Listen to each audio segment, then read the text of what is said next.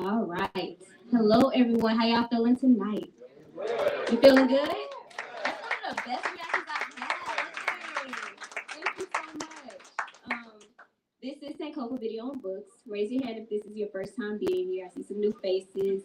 Okay. Thank you so much for coming. I just want to give a very short introduction to what Sankofa is and the place you're sitting right now. This is our 25th year anniversary. Round of applause. Thank you. We were founded by Haile and Shrukiana Garima in 1997. They are both filmmakers. You might have heard of the film Sankofa that is also celebrating its 30th year anniversary, and you can watch it on Netflix right now. Sankofa is a term that means to go back and fetch it. If you look around, you see all of our books are by and about people of African descent. So that is our thing here. We are like a Pan-African sanctuary for African thought, and we're just so happy to have you here so you can celebrate this sacred space and also celebrate the launch of How to Lose the Hounds, Maroon Geographies, and the World Beyond Policing, which is by none other than Celeste, Winston. Yes. So again, thank you so much for being here. I will not hold this up any longer. I'm just going to turn the mic over whenever you're ready. Thank you. Once again, thank everyone for coming today, tonight, this evening. I want to start out by just giving Celeste a round of applause just to set the mood. So I'll give a rundown of myself, introduce Celeste.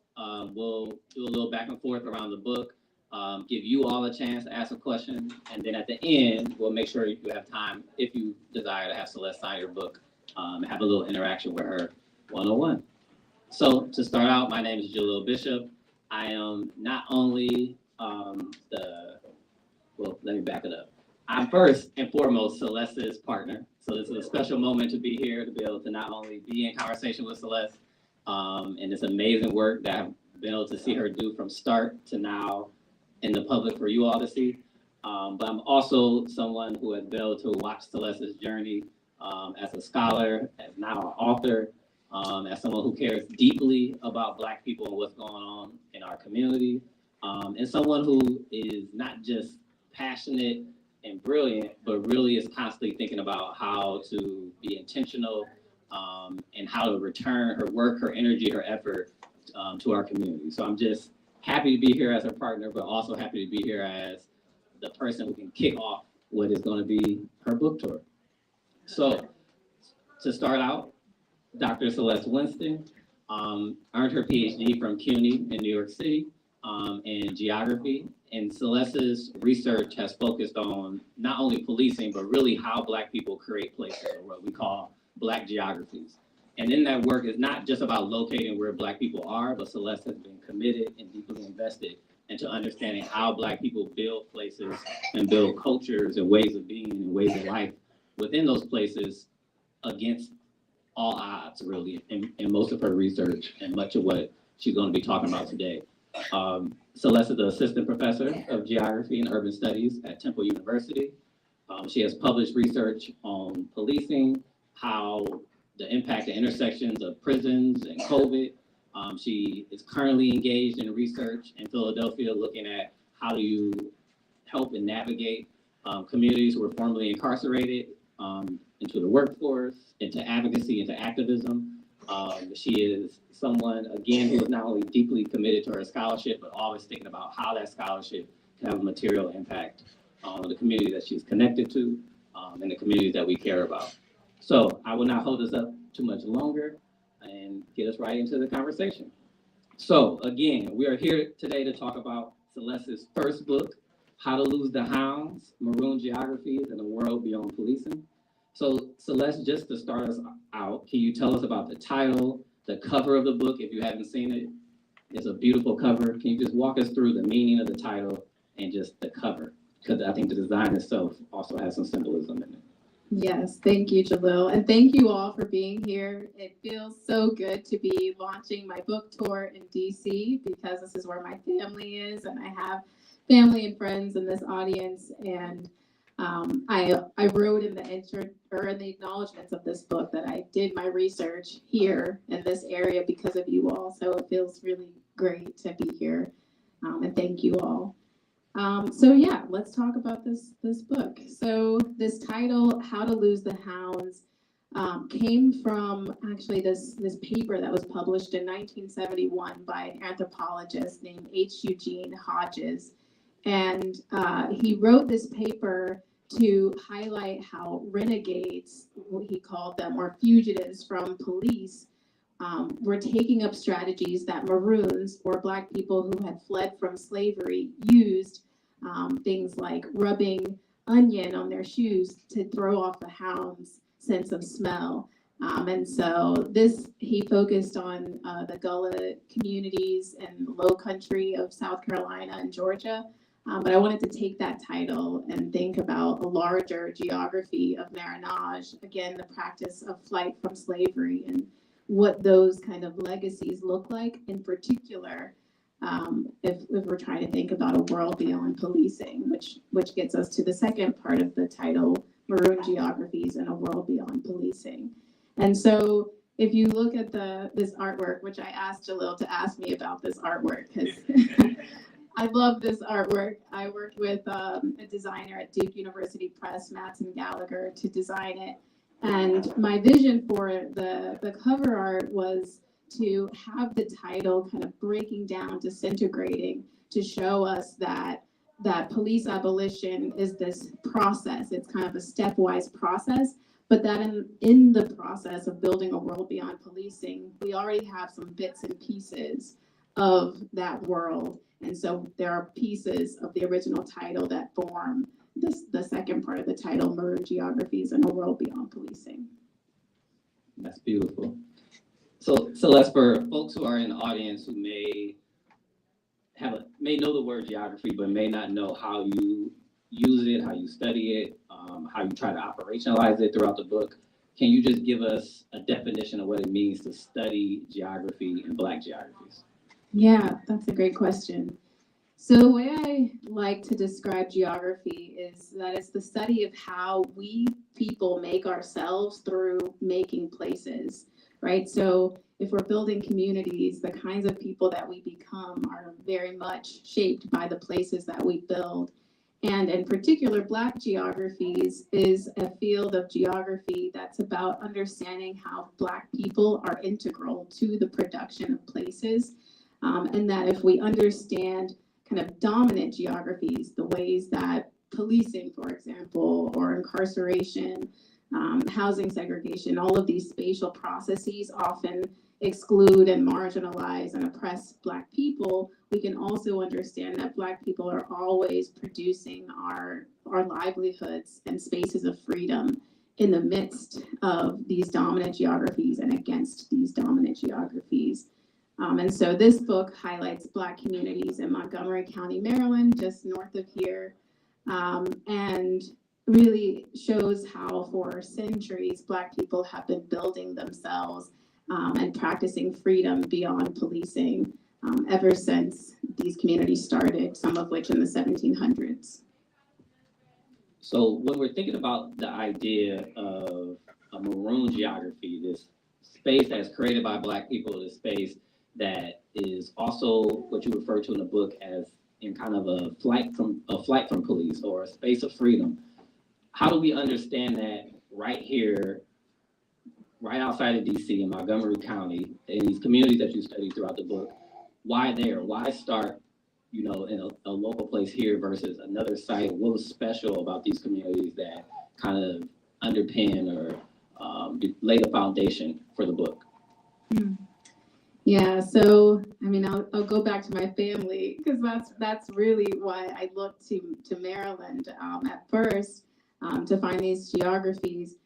But also Montgomery County is really special because the Underground Railroad ran through Montgomery County, and so there is this rich archive of Black flight from slavery in Montgomery County, and so I was able to start there and kind of understand what some of the history of marronage is in Montgomery County, so that I then could build and see how there are these practices of Black fugitivity and care and placemaking that animated early Maroon geographies and how they shape these places today.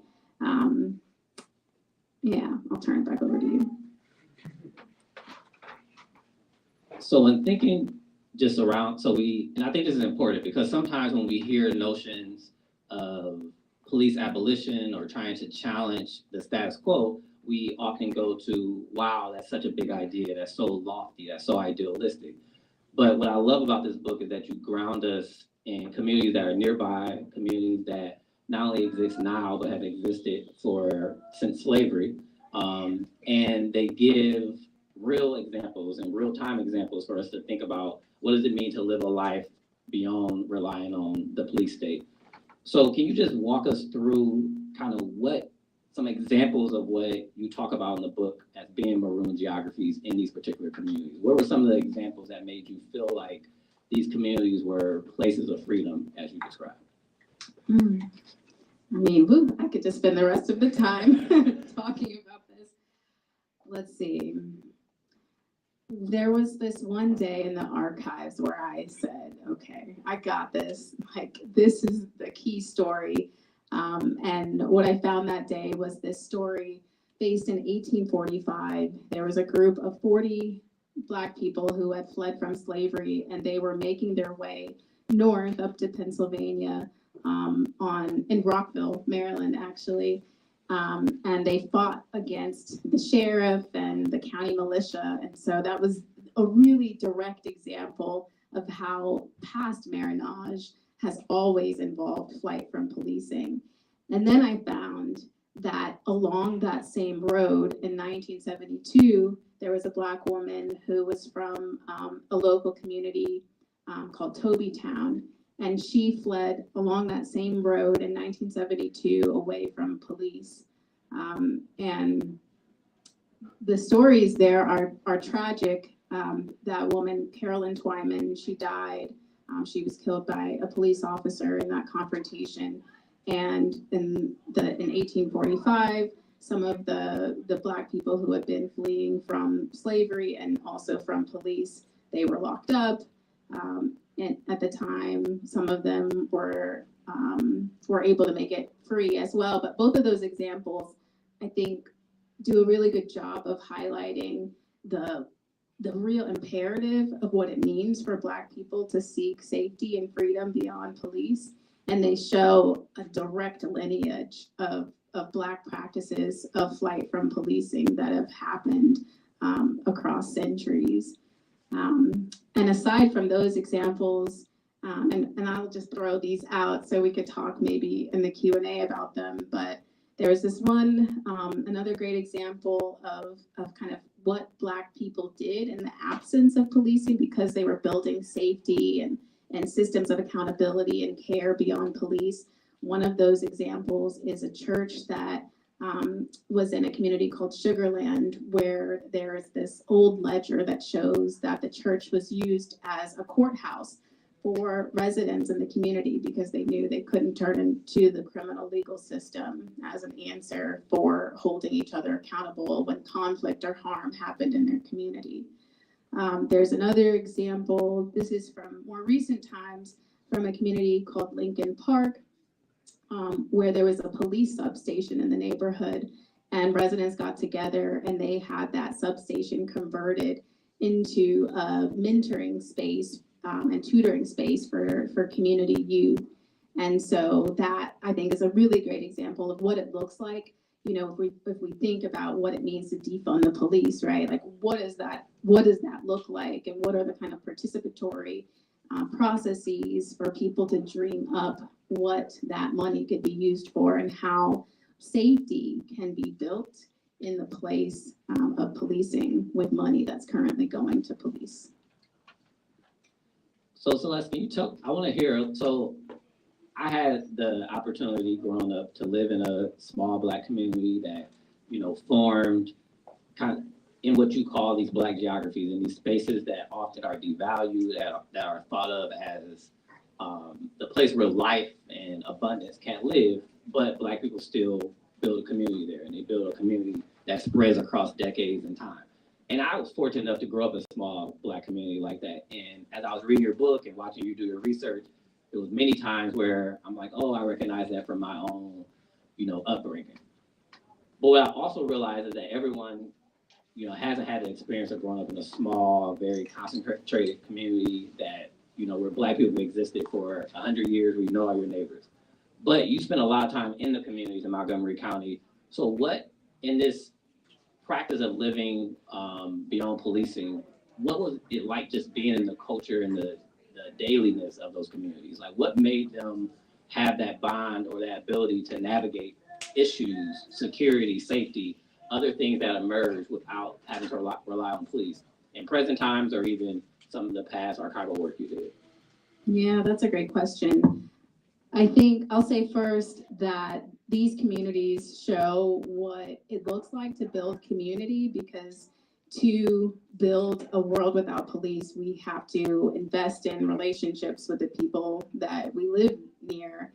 And so the kind of work of doing that I learned in these communities looked like even communal pig butchering, right? Like, this was a story that I came across again and again when I would ask people in interviews, what made it so that you felt safe, without police? And they talk about pig butchering, and there's this larger history of Black kind of communal practices around food, and also gardening played a role. So there's this real attentiveness to meeting human needs, and a lot of times that's tied into even the physical design of neighborhoods, not trying to kind of use fences to divide up the neighborhood, or a lot of residents talked about not locking their doors. There was this whole kind of world of trust that they built, and that was done through meeting each other's needs, having these really kind of collective economies, and often that came out of necessity, because Black people throughout this country's history have not been able to achieve equality or even inclusion within dominant economies. And so a lot of that's kind of also the story here is like, what do Black people do to meet our own needs, to build our own worlds when the outside world is not for us?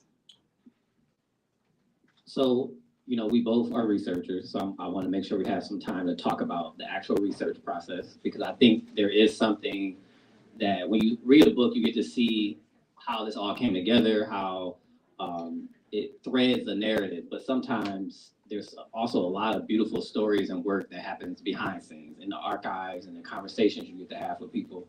And when in reading the acknowledgments of the book, you talk about how some of the community members you interviewed have passed away.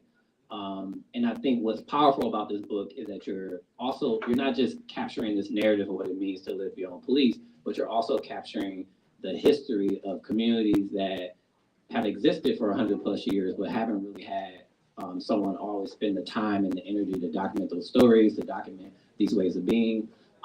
So just talk about what it meant to capture these stories, particularly from some of the community members who passed away before the book came out, but you were able to capture the stories and just the evidence and ways of what it means to have safety and security that's grounded in the Black community itself.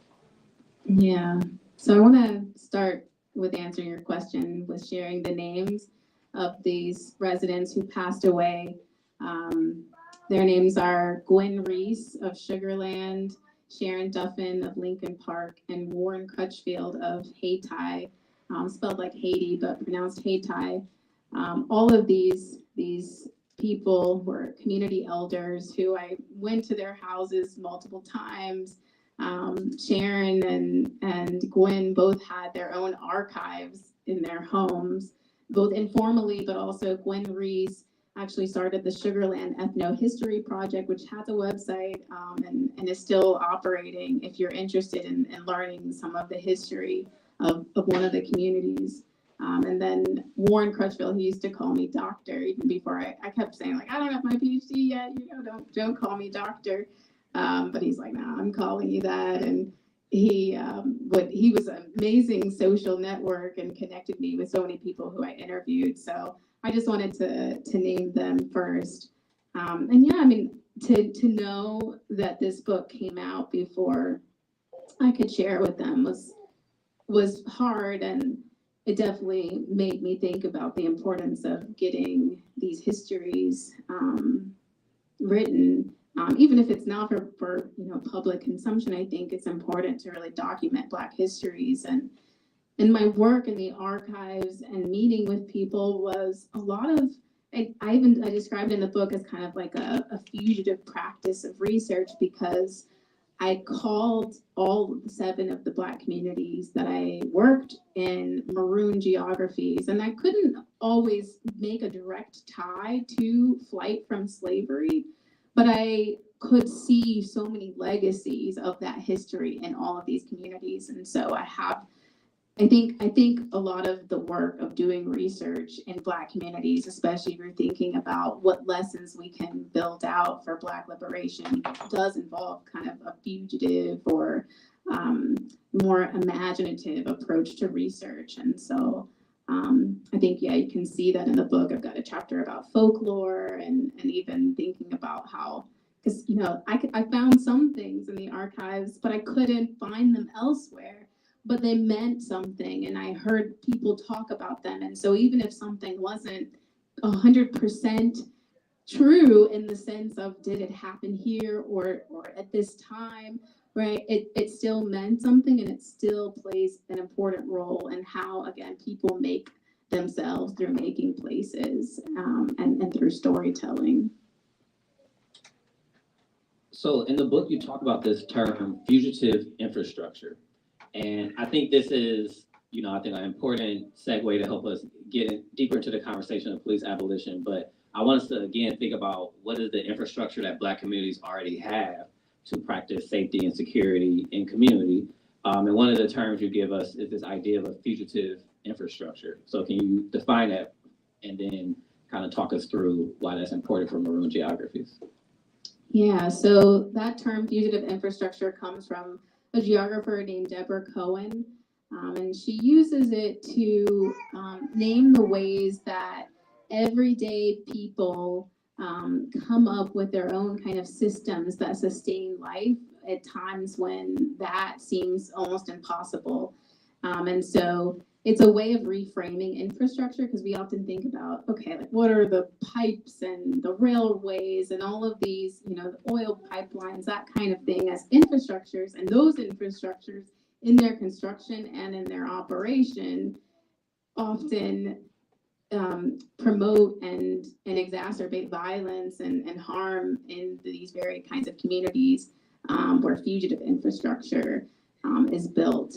And so in my research, the way that I mobilize this term fugitive infrastructures is to highlight how the kind of practices of building safety beyond policing, and also that deeper history of building safety beyond slave patrols, who were the precursors to police, they aren't these individual or isolated acts. They're connected into larger systems built out, be that like a phone line that residents call each other on if something's going on in the community, so that they're not turning to police right away, or be it that church where there are these alternative ways of resolving conflict and mediating harm beyond the criminal legal system.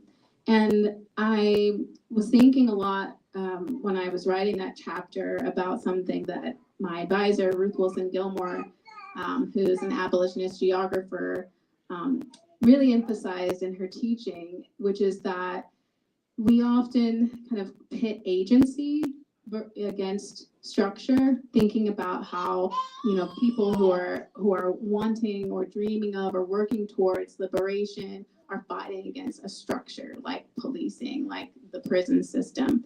But she was inviting a reframe to think about how every people, right, are also building out structures. And so I wanted to use this term fugitive infrastructure to show how right, the the groups, the work of building a world beyond policing is equally structural as the structure that we're trying to resist, to give us a framework and also a kind of horizon for understanding what it looks like to build a world without police.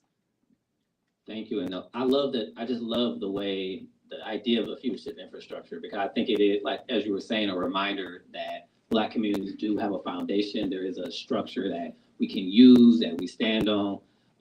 And I think that sometimes that structure is also fugitive in the sense that it's doing something that would, I guess in legal terms, be criminalized, something that would be marked as, something that you should be punished for. But I think especially in working class Black communities, there's all type of ways that we rely on that fugitive infrastructure. If it's not calling the police when something's happening and trying to resolve it within the community space, if it's, the Kanye line that we claim other people's kids on their income tax because that's how we survive that moment economically. If it's trying to figure out how to navigate these situations, and sometimes it's not always along these clear-cut legal lines. And I think a lot of what I'm taking away from what you have said is that has been a part of the history of what does it mean, what does criminality or legality mean in a society that often marks Blackness as already illegal, as already criminalized, and what does that mean for how we use our structure to push back? So I want to segue into what I know is an important topic for you, and I imagine will shape some of our Q&A, is getting into the topic of just police abolition. So in thinking about these Black communities, the fugitive infrastructure, and this overall framework of Maroon geography, why police abolition? Why not reforms? Why not changes? Why focus on police abolition as the framework to understand the lessons these communities are providing for us? Yeah. So I start the book with a preface that highlights basically the lesson of the preface is that the reforms have just been recycled time and time again on commissions and task forces that are trying to address, at least on paper, police violence. And so I start there and highlight the kind of work of Black people who have organized around police brutality as another kind of way of thinking, like, how do we respond to police violence? And the lesson that I wanted to highlight there is the importance of Black flight, and in many ways, like literal sometimes Black flight, like let's run from the police, let's try to stay free, but also in a more kind of structural sense as well. What does it look like to flee from police and build another kind of world? And at the time that I dreamed up this book, it was years ago at this point, 2015, I was doing an independent study with my advisor, Ruth Wilson-Gilmore, and I had read two books side by side, Black Marxism by Cedric J. Robinson, and also Freedom is Marronage by Neil Roberts. And they both encourage readers to really take seriously what lessons that marronage, again, the practice of flight from slavery, can have for ongoing Black freedom struggles and organizing. And also that same year, I was living in New York, I was a grad student, and there was a campaign that was emerging around safety beyond policing, which was a direct response to the previous year, in 2014, the then new NYPD Commissioner Bill Bratton had announced the need for 1,000 new police officers on the police force, which was the same year that police in the NYPD killed Eric Garner. And so I was thinking a lot about that, and also thinking about slave patrols as the precursors to police. And I thought, there's got to be this equally long history, right? If we can look back and see slave patrols and how they have been reworked and their kind of capacities renovated to build out police forces today. What have Black people been doing all of this time as well? And so from there, right, reformism didn't fit the story, and I am an abolitionist. I believe that we can build a world beyond police. And so I wanted to really highlight the lessons that we can find across time that Black people have been already living out and using to shape their communities. Thank you. And for all of you who hopefully eventually read the book, you will see that Celeste does this amazing job of walking you through the police reforms of today, but how those police reforms have existed over the last 50, 60, 80 years. And sometimes they're almost the same exact words, that you can see police brutality or violence or murder across time, and the reforms and the solutions to these moments have often repeated themselves, the same themes. And that's just something I thought was very powerful in the book, to just sometimes dispel that these policy fixes or solutions that we often hear are somehow new or even original. So then going to just think about police themselves. So many people see police as, you know, the good guys, the heroes in these situations. There's a lot of idealism around police. There's a lot of personal attachment to police that we saw in the country when we said Black Lives Matter, that there was this big backlash of Blue Lives Matter, showing this real personal, deep attachment to policing, not just as an occupation or as police force, but people identify with the police. You know, we talk about, even as we organize and think through abolition, that a lot of people have personal connections to police and what they imagine police can deliver to them. We both have grandfathers who retired as police officers. So how do you just wrestle with the fact that police do have this kind of idealism around them, but there's also this project you're calling for of abolition? How do you help people kind of understand or come to abolition when sometimes they're deeply invested in police as, you know, kind of this ideal force, the heroes of our communities? Yeah. So one of the things that I do in this book, building on the work of other scholars and organizers who have come before me, is to highlight the work that police do. They're often not responding or preventing harm, right? They're responding after that has happened, right? They're called to the site of the scene after someone most likely has fled the scene or the harm has been done. They're responding to traffic violations and noise ordinance complaints. They are doing the kind of work of producing an orderly society that is defined by the kind of violence that Black people and other groups who are historically and ongoingly marginalized and oppressed. And so I try to use that as an entry point, and then from there invite people to see how, in the absence of police, in the very places that people could not even think to call police, because in the earlier histories of these Black communities, calling the police could mean, you know, re-enslavement, right? The police were not created for Black people. And so if we look to these communities, we can see that they're safe, that they're thriving in their relations with one another. There's systems of care and accountability that already model what a world without police looks like. And if we even take this globally, there's this one community. I was just talking with my friend Kyle's about this community in Jamaica, the Accompong community, which is known as one of the safest places in Jamaica, and it's a Maroon community. And there are agreements so that police are not involved as deeply as they are in other parts of that country. And so there's global examples as well, because that's another point I make in the book, is that marronage is global, right? We kind of are taught to understand flight from slavery as this really isolated kind of set of moments of Black people becoming runaways from slavery. But there's actually this global infrastructure that we can look to think about a global project of abolition.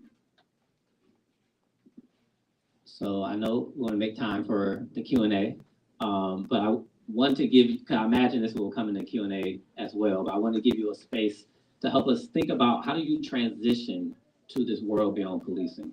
And I think, I know as academics and scholars, one of the big critiques we get all the time is that we write these beautiful books about the issues, but we don't provide solutions.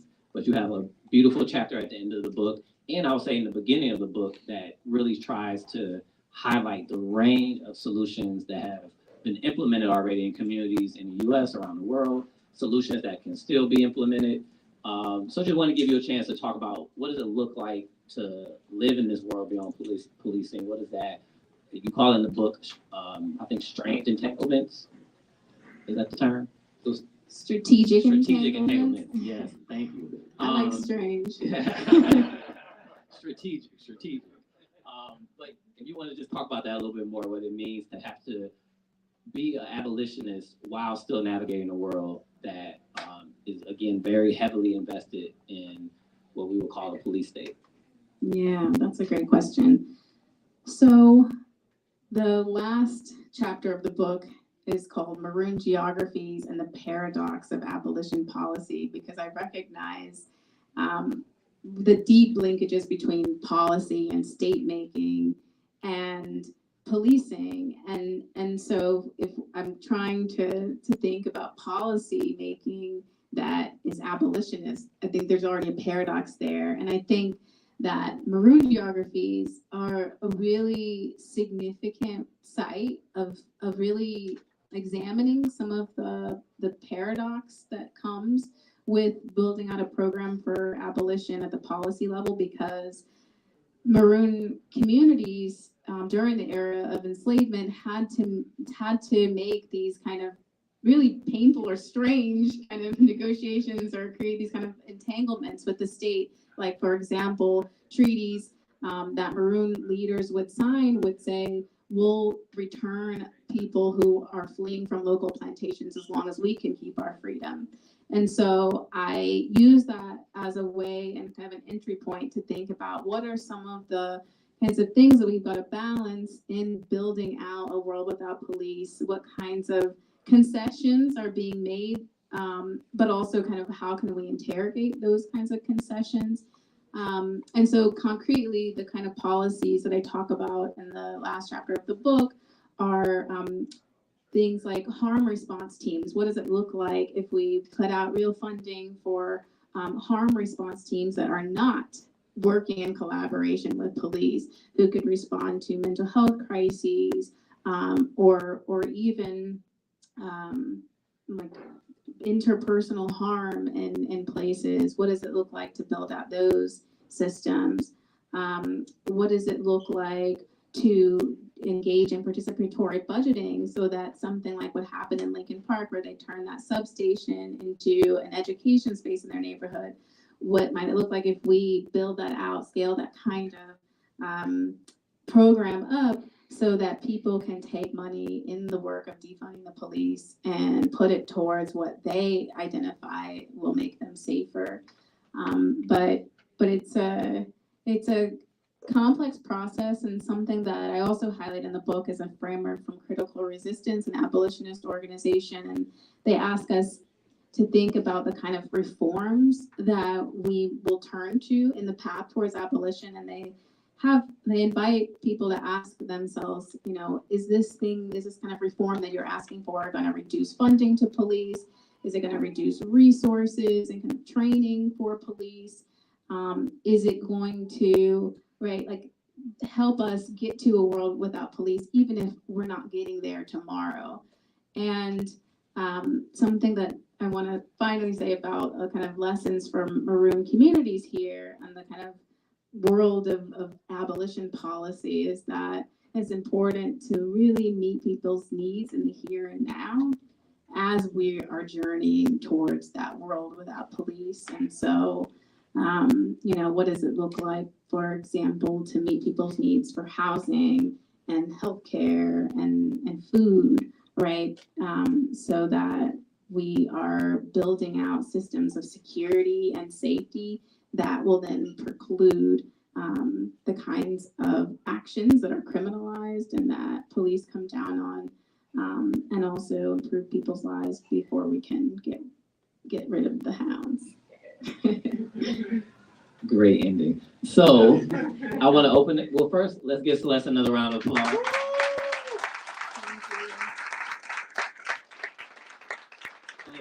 want to open it up now for a Q&A. So if you have questions or comments for Celeste, we just ask that you keep it short. Oh, good. Okay. So if you all want to pass the mic? Yeah. Thank you. Hello, Celeste. Hello. So my question to you is, I noticed that in one of your speeches that you were talking about societies that are self-governing pretty much. And one of them that Sharon had mentioned to me was the Amish. So can you explain how they represent that? So how They represent the self- Amish or also the Black communities in my study area? I'm going to say put them together. Put them together. Yeah. Yeah. Yeah, that's a great question. And I've actually, one of my students asked me this before, and I directed them to really focus on Black communities here, because I think there's this urge often, or kind of impulse to turn towards white, kind of rural or suburban places as models where, maybe if the police force was disbanded in this like small rural town, for example, because they didn't have the resources to run their local police department, or in a white suburb, right? People might have other ways of responding to drug use, for example, that is outside of the criminal legal system. And I think that those places have lessons that we can take and scale up.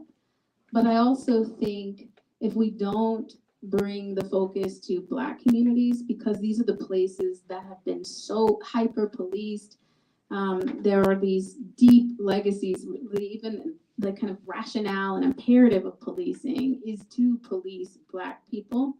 And so I really wanted to draw focus there so that we can imagine in the very places that it's almost unimaginable to imagine, right? That police could be eliminated. What can we learn from there? Okay. One other question on that, and another question real quickly is, so what about, Sharon mentioned also something else to me about property and having possession of your own land and having rights to have your land and to keep people away from it, keep people away from your land, and you are the ruler of your land, and not being invaded consistently, and basically being policed, on your own property. So by owning land, how does that actually make a difference? Yeah, that's a great question. Whew. And there's so much to say about kind of the property relation and the role of police there. But I'll say in Montgomery County, Jalil was reading the book the other day at home, and he's like, whoa, good. There were 17,000 acres of land owned by 51 Black landowners. And do you remember the year? You're better at numbers than I am. But this is, early on, sometime in the 1800s, late 1800s in Montgomery County. And so Black people having their own land to build their own worlds was really important for them to be able to protect themselves from police.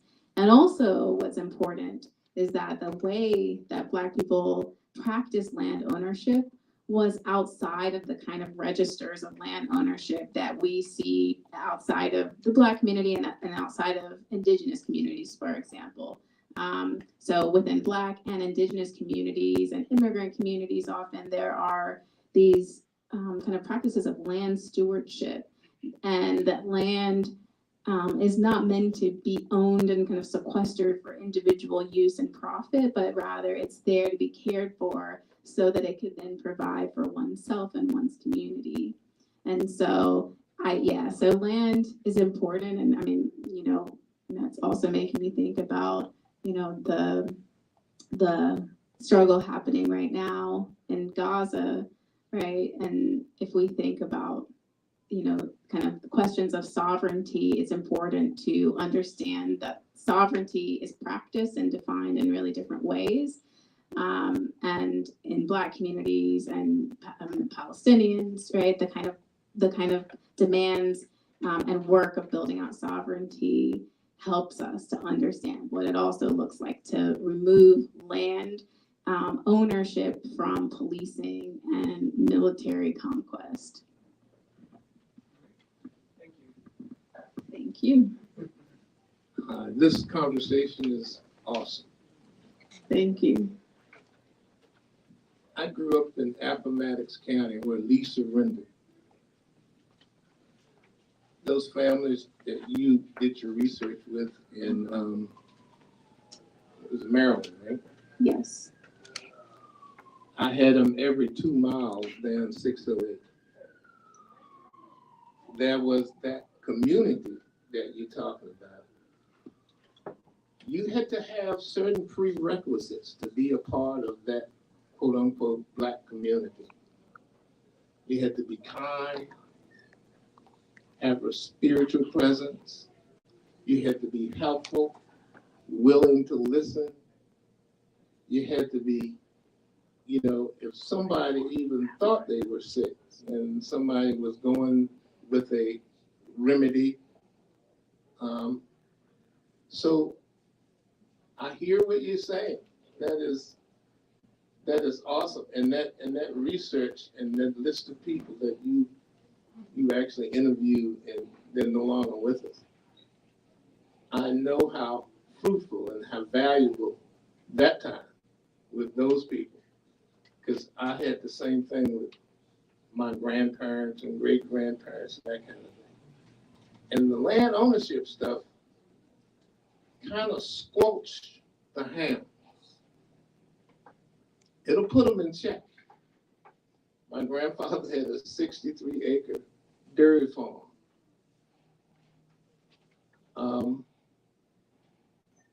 My siblings, myself, can't say the same for my cousins, but we never had confrontations. We had, the only thing that we had was that we demanded respect. My father had several trucks in this. I know, I'm gonna stop.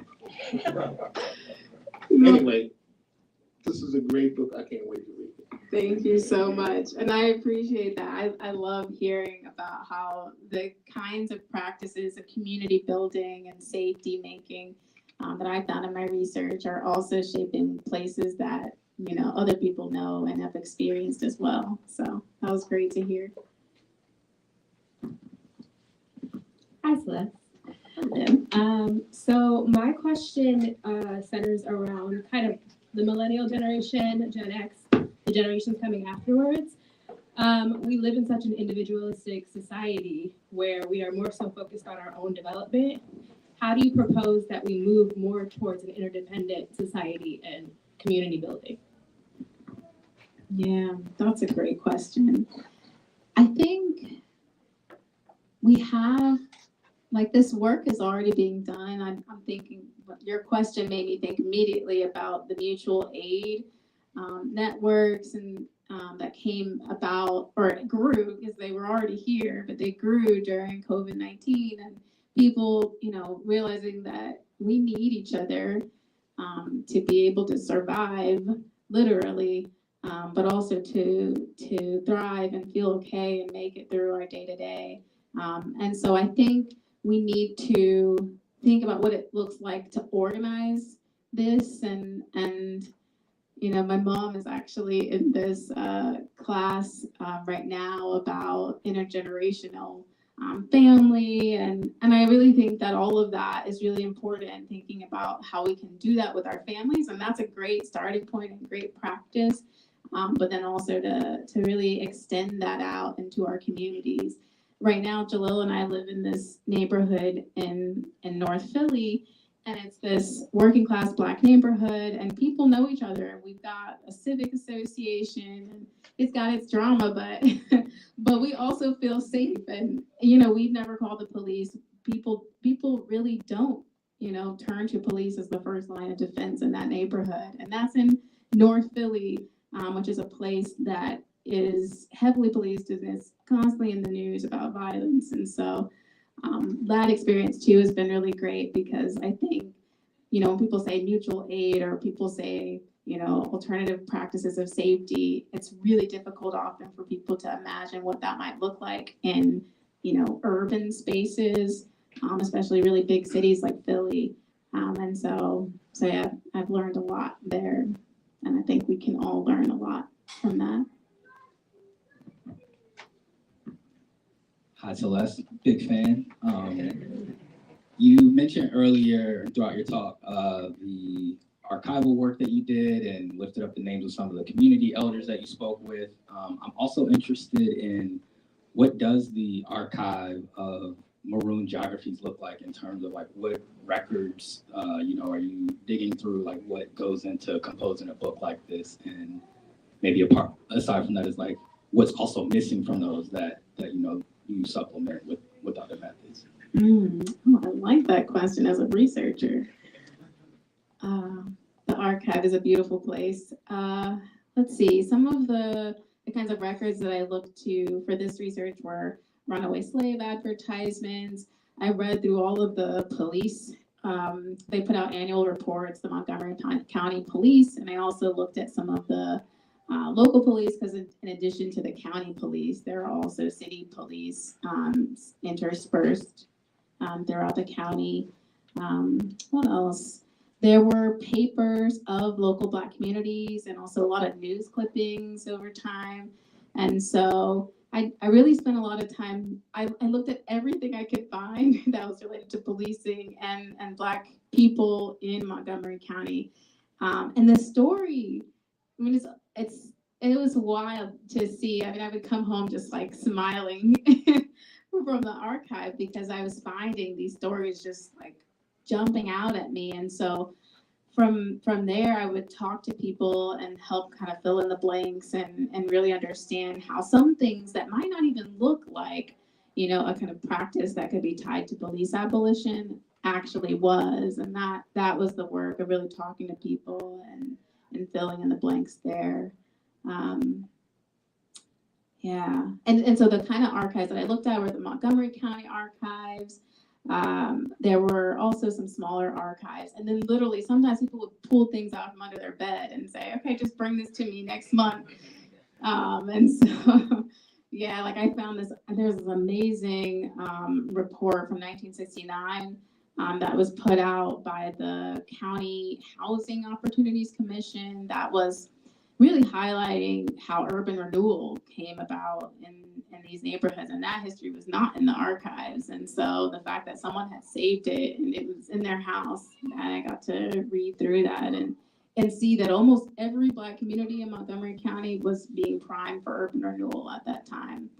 And these also weren't urban communities, and they were kind of rural or semi-rural communities. And so that was really interesting to see, and I talk about that a little bit in the book too. Hello, Celeste.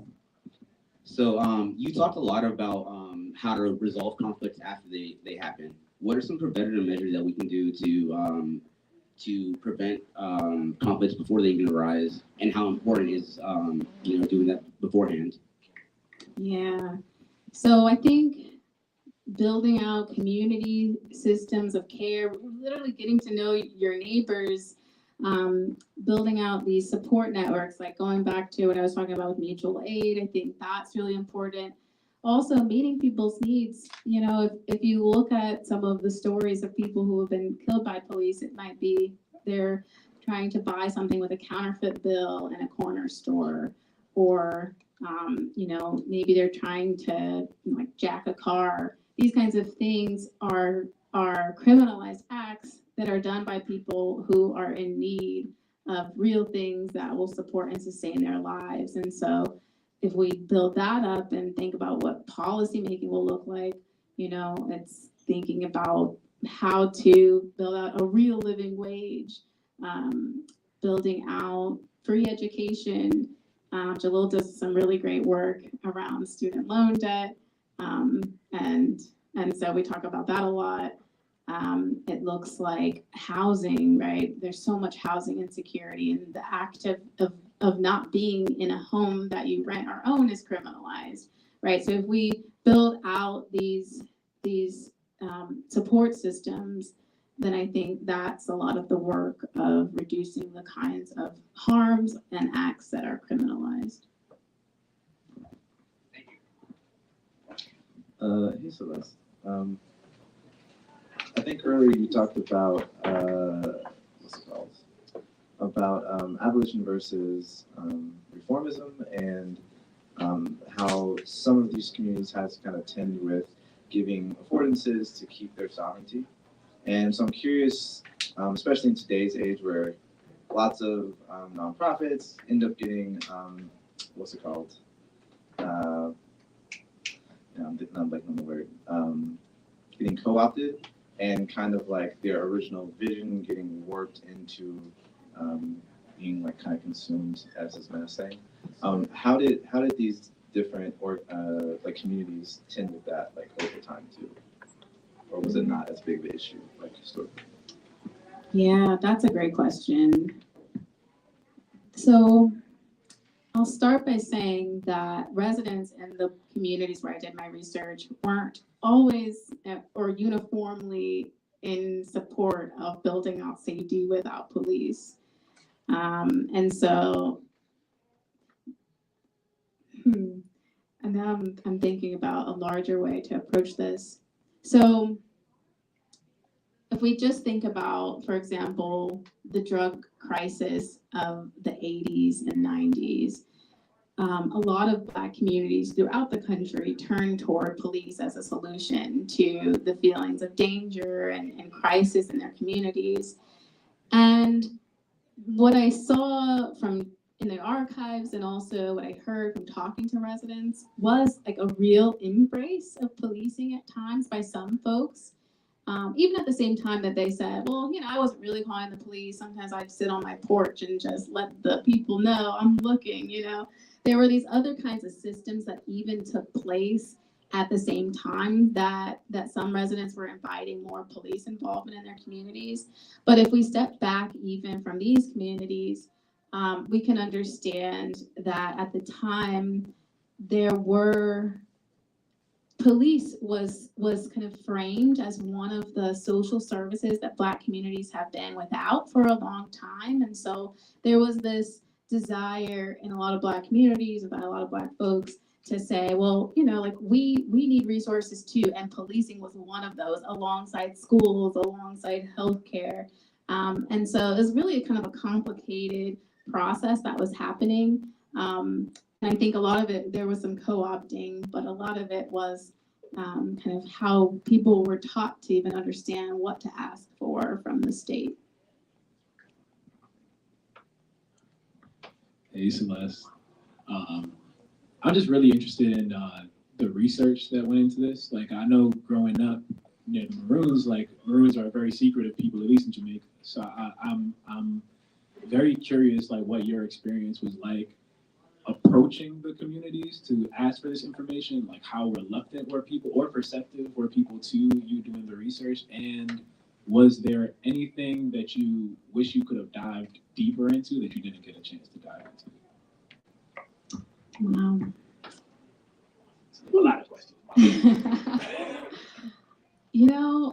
Because marronage in the United States isn't a framework that shapes people's understanding of their communities in the same way that it shapes people's understandings in Jamaica or even Brazil or Colombia, approaching these communities was different.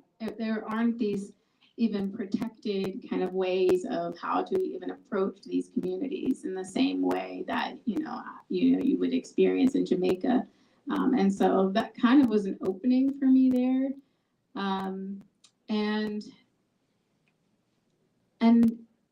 and I told people, because they weren't calling themselves Maroons, but I would tell people, this is my research, like this is what I'm trying to do.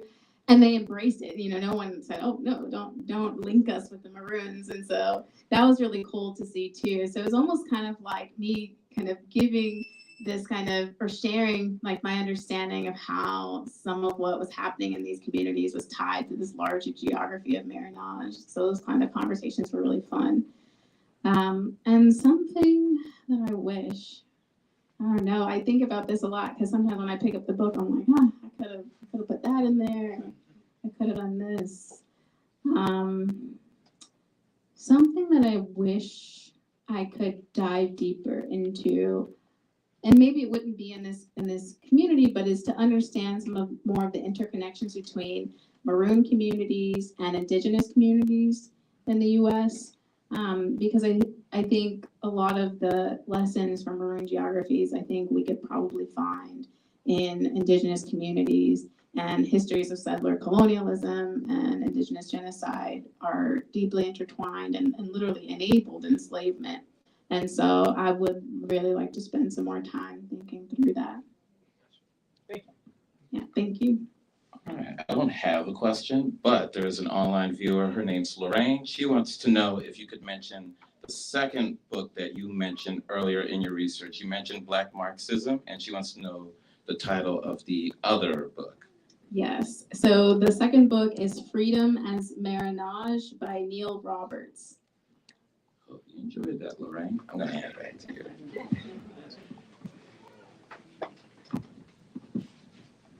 Okay, well, if there's no more questions, if you would like to buy a book, can I purchase one back there now? You can purchase a book now. If you have a book already, you can come up and have Dr. Winston sign it for you.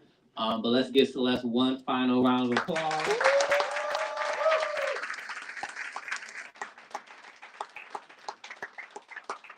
And she'll be waiting here for you all. If you want to come say hello, come get a signature, she'll be here. Thank you. I practiced my signature for you all.